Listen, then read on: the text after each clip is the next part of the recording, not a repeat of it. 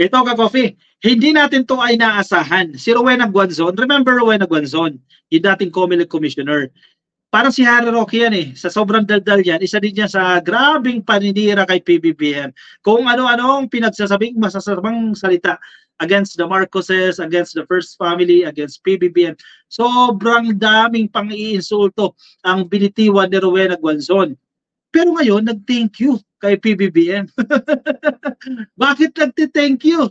Parang nag-iiba ng ihip ng hangin ka, coffee. Parang ano to, bumabaliktad.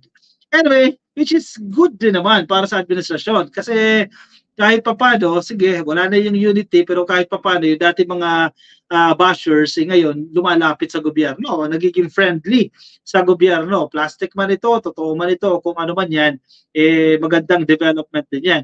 Even yung mga liberal, di ba? Yung mga liberal, pro-Marcos na ngayon galit na galit sila sa mga Duterte kumakampi na sila ngayon kay PBBM. Yung mga dilawan marami sa mga dilawan kumakampi ngayon kay PBBM. Imaginein mo yon, tinan mo yung nagbago. Yung mainstream media kumakampi ngayon kay PBBM. Bakit? Ang dahilan nila, sabi ng mga DDS, binayaran daw. I don't see na binayaran ang mainstream media para kumampi kay PBBM. O hindi maging masama, sige, palitan natin yung term. Huwag na natin gamitin yung term na kumampi. Hindi na lang maging masama, hindi na lang maging fake news or kung ano ng mga fake news o paninira ang gagawin. Sige, not necessarily kumampi. Media na mismo mainstream media, tinutukoy natin dito. Malalaking media organizations hindi nila inaaway si PBBM. Kaya inaaway sila ng SMNI dahil yung mainstream media bayaran daw. Pero hindi lang mainstream media.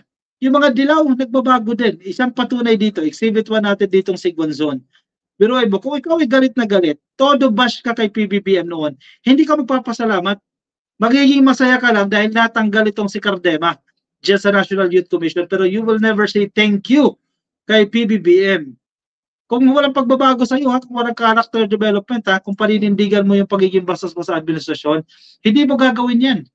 Pero iba ang nangyayari ngayon ka-coffee, which is favorable to the government, favorable to the PBBM side. Si Guanzon na mismo yan. Excuse me. Napakaraming fake news ni Guanzon, napakaraming masasamang salita sa Marcoses. Ngayon, masaya siya. Nagpapasalamat siya kay Marcos. Happy. Yan, happy Headline ng Politico.com. Happy. Guanzon thanks Marcos for removing Cardema from NYC. To give a context, si Cardema at itong si Guanzon, best friends yan. As in, total opposite ka-copy. Pagkaaway mo na matalik talaga yan. Nagkumabot pa sa sampahan ng kaso yan, etc. etc. Marami silang pinag-aawayan dyan dahil overage daw itong si Cardema, dyan sa National Youth Commission, etc. etc. Mga kasinungalingan issues. Basta, madami nilang pinag-aawayan dyan. Kaya best friends talaga yan. Total opposite Former Commission on Elections Commissioner Rowena Guanzon thank President Ferdinand Marcos Jr. Oy, thank you. At least marunong siya mag-thank you ngayon for removing Ronald Cardema as head of the National Youth Commission or NYC. Kilala niyo naman si Cardema ka-coffee. Yung asawa niya yung congresswoman, si Cardema, no? Tanggal na si Ronald Cardema. Thank you, PBBM, with exclamation mark. Bawal ang syunga, sabi ni Guanzon sa post niya sa Twitter. Suki ng Twitter yan Ito si Guanzon, suki ng Twitter. Ng X, no, dati Twitter. At dyan na rin binabash si PBBM. Pero ngayon, nag-thank you siya. Sige, kahit kaplastikan lang ito or kahit temporary lang yan na pasasalamat, thank you pa rin. Sige, salamat pa rin. Guanzon is known ally of former Vice President Leni Robredo. In her post, Guanzon said, "Ang happy ko today. Alam nyo na bakit." Guanzon has yet to reveal the reason, but many of her followers said it was because of Cardema's removal. In 2020, Guanzon opposed Comelec's decision to proclaim Duterte Youth Party List nominee Duciel Cardema, wife of replaced National Youth Commission Chairperson Ronald Cardema. Yan, congressman na ngayon yan, ka-coffee, no? Congresswoman. The former NYC official, on the other hand, opposed Guanzon's nomination as representative of the P3-PWD party list that won a seat in 2022 elections. Na naging negative yan sa kampo ni Guanzon.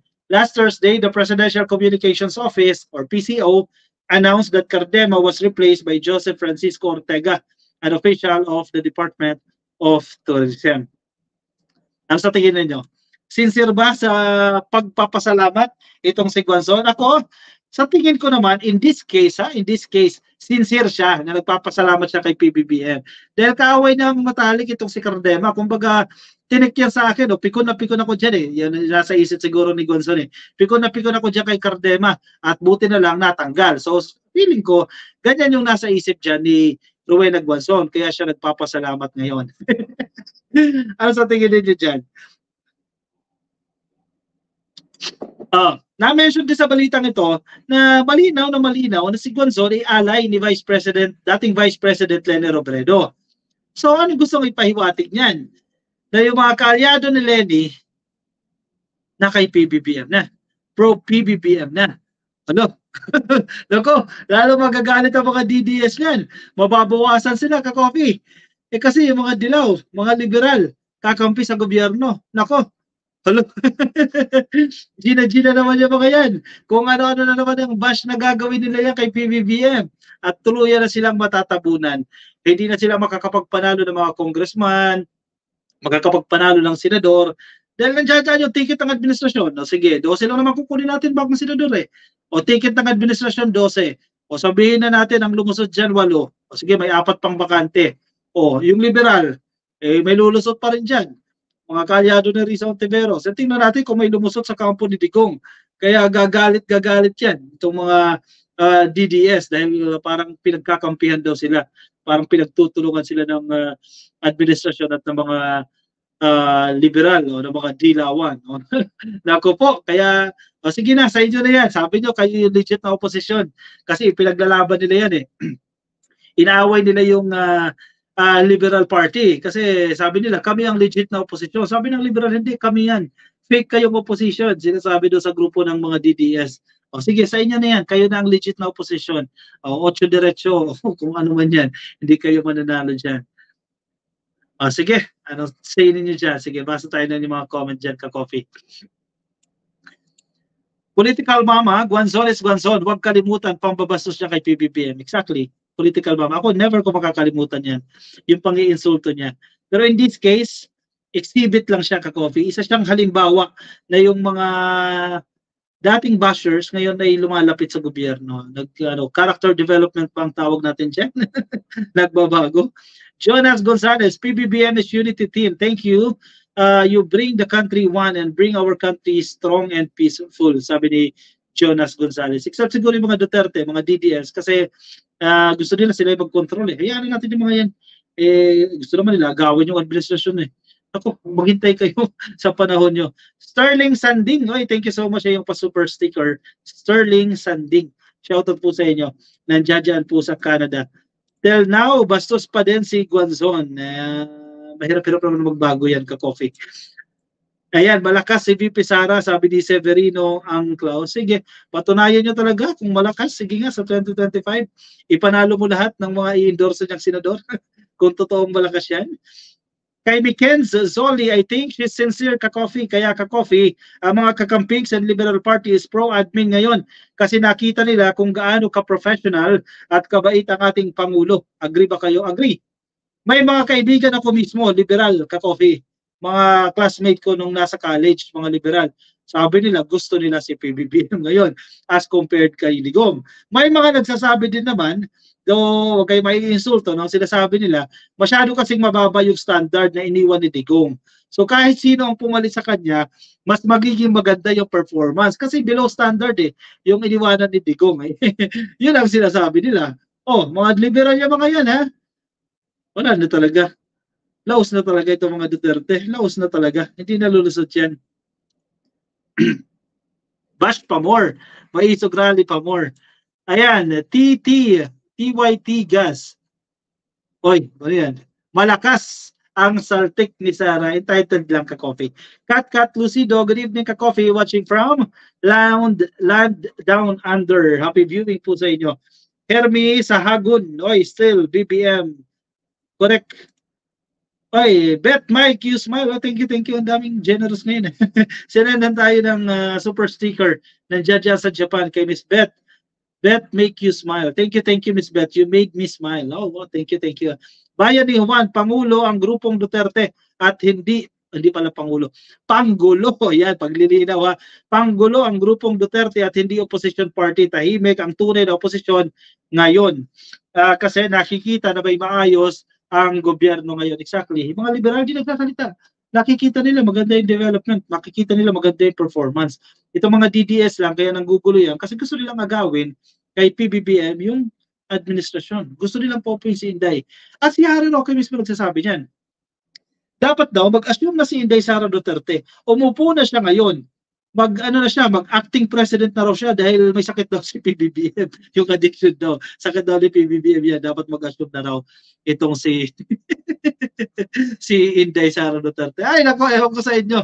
Nangangarap kayo ng gising. Eva Simana, good evening, ka-coffee from Ilocos Norte, Lawag. Shoutout po sa inyo.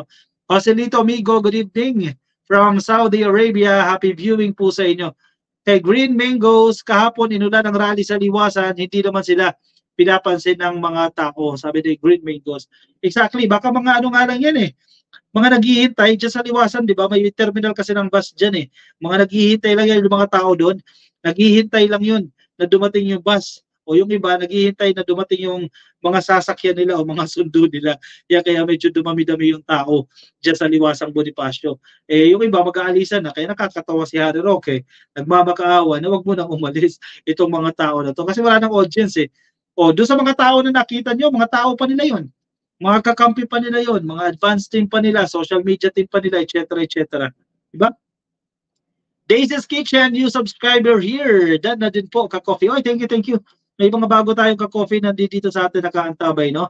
Kung nasa Facebook po kayo at hindi pa kayo naka-follow sa ating Facebook page, ayan, kung nakikinig kayo ngayon sa Facebook, no? Pasuyo na lang ka-coffee. Please, click nyo lang po yung like or follow dyan sa Facebook. At kung nasa YouTube naman po kayo, i-click nyo lang po ng subscribe. Yan, dyan sa baba, subscribe lang po. At yung notification icon, click nyo na din po yan para updated kayo sa ating mga bagong upload. Kay Manong Dano, good morning, ka-coffee. Watching from Alberta, dyan po sa Canada. Good morning po sa inyo. Sige, kuha na kayo ng kape at move on tayo sa ating last topic for tonight. Sige, ka-coffee. Stram Bell, ay, new subscriber din pala ako. Ay, thank you. May mga bago tayong subscriber ka-coffee dito. Sige, kuha na kayo ng kape. Ito, tubig na to. Ubos na yung kape ko. Nabubo tayo sa ating next topic.